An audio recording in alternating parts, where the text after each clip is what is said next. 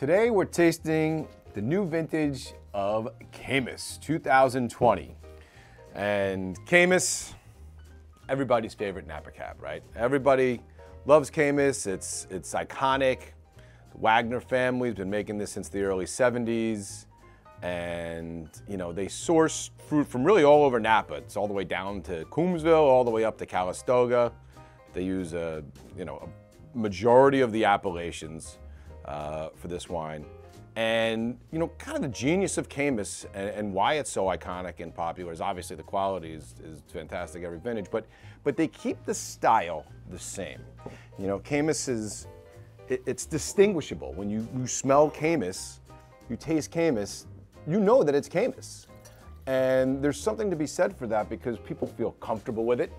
They know what they're getting in the bottle, and obviously they love what they're getting in the bottle. So I figured this new vintage is 2020. I haven't tasted yet, so doing this one kind of live and raw. And it's Caymus.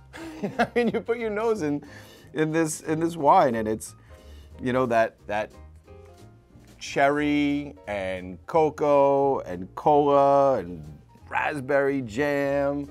Some of those vanilla notes. It's not over the top oaky, never really is. But it's intense, and it's almost got that little kind of cherry Jolly Rancher kind of nose to it, right?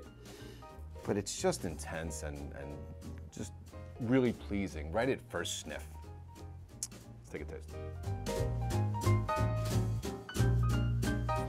So what makes Caymus so good, so approachable, and so enjoyable for everyone? Well, my opinion, it is really just a fruit-forward, fruit-focused wine.